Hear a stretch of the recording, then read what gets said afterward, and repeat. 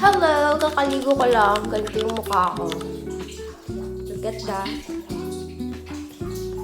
Okay. So, may binili ako na bago na sunscreen. Actually, sa plano ko is ito na lang talaga muna yung isa sunscreen ko kasi nawala yung Hikari na tinted sunscreen ko.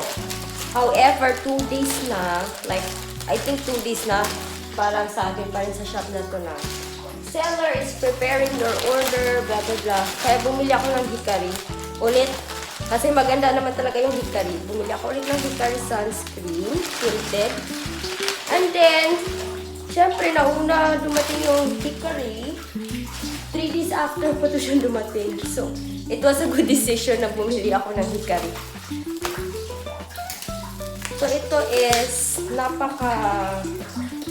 ang ganda ng review niya sa TikTok. Ito na siya, ang fresh tinted sunscreen with SPF 70. Ang ganda ng box niya, tapos itatapon lang naman natin yung box. 2-in-1 collagen mattifying. So, let's see kung mattifying ba talaga siya. I-ano ko lang yung, I think dito yung lalagyan ko.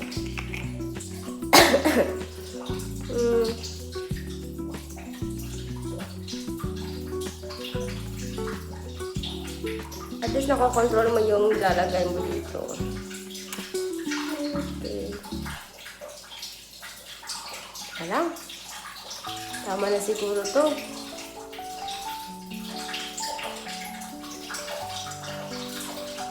Okay, let's do it.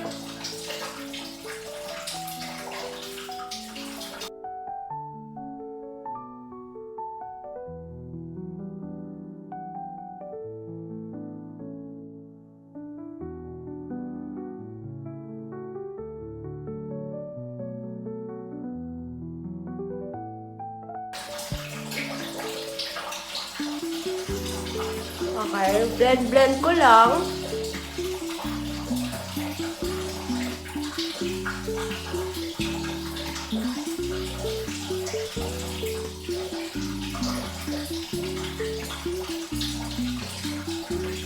Hey!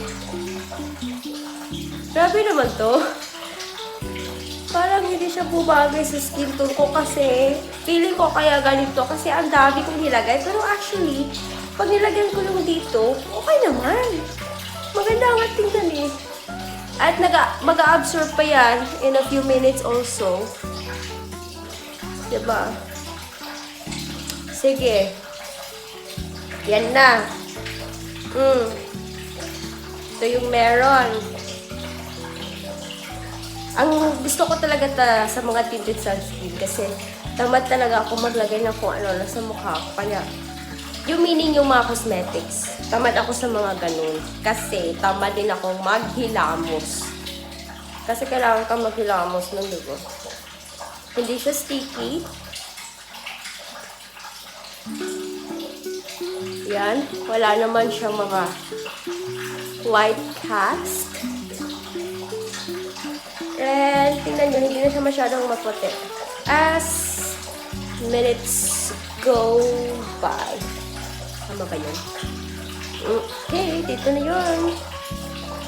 Dito yung wala. Ay, dito yung loko. Sorry naman. See the difference? Of course, there's a difference. Sige, dito lagyan ko, pero hindi yung masyadong marami. Line-line na lang.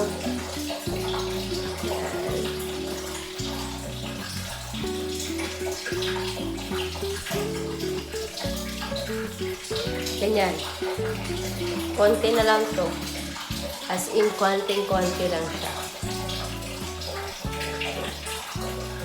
I-check natin kung, di ba, pag sunscreen naman talaga, dapat damihan. Ita-try ko lang itong konti kung anong effect niya. Pero na-over naman ito sa konti. Huwag kayong maglagay ng ganito naman ka konti. In fairness naman, kahit konti, cover na cover.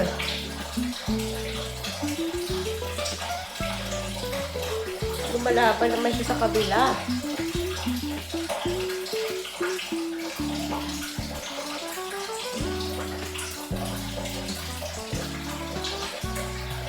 Okay, ito na siya. Full. Dito marami, dito konti. Pero mas bet ko itong konti ha. Pero of course, hindi ganun ka-konti. Over naman yun. And that's it! Punta na muna ako sa office ko kasi may pasok ako later at 5:30.